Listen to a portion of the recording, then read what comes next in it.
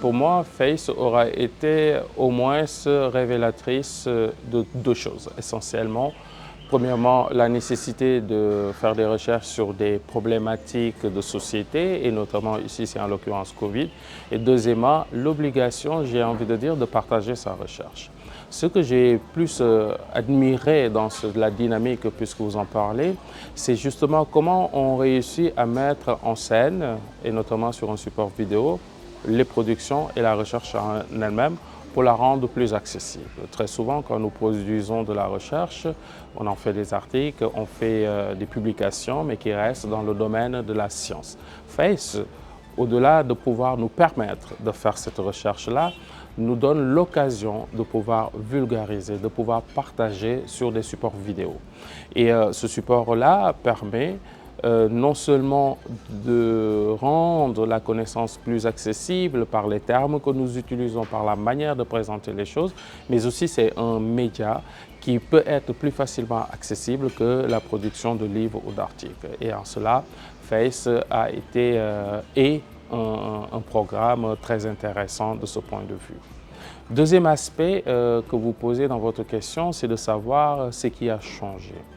On était dans une période de crise profondément liée à la santé, certes, Covid, mais ce qu'on s'est rendu compte, c'est que la question sanitaire reste imbriquée dans le tissu social et qu'une question comme la Covid ne peut pas être simplement pensée et traitée que du point de vue médical. Il y a ici un lien assez fort et des conséquences dans le domaine de l'éducation, dans le domaine du genre, dans le domaine des mobilisations, etc.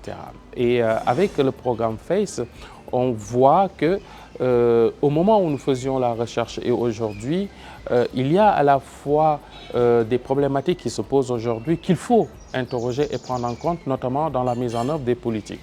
Si je prends le cas de l'éducation, avec ce programme et toutes les recherches qui sont liées, puisque vous le rappelez, c'est un ensemble d'enquêtes qui ont été mises ensemble pour donner un éclairage sur une thématique plus précisément de l'école.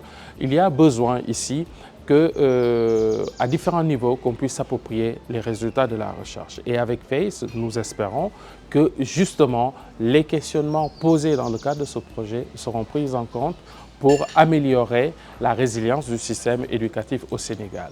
On a pu constater que, par exemple, il y a un dispositif socio-technique plutôt qui a été mis en place autour de dispositifs comme apprendre à la maison, etc. Et qu'avec les recommandations de ce programme, on devrait pouvoir mieux prendre en compte les spécificités de chaque territoire, mieux prendre en compte les disparités qui peuvent être d'ordre socio-technique, pour encore mieux répondre à cette continuité pédagogique, répondre mieux aux besoins tout simplement de formation des élèves et de leurs familles.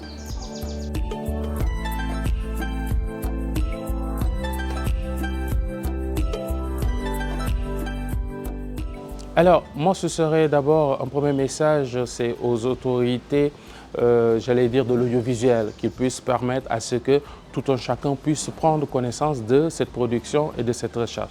Pour les acteurs du système éducatif, il y a plusieurs niveaux. Je reconnais, et je l'ai déjà dit dans la vidéo, tout l'effort aussi du ministère de l'Éducation nationale pour répondre aux besoins de la continuité éducative. Mais l'école, à mon sens, on ne peut pas la penser que dans l'espace de l'établissement. L'école, c'est la communauté.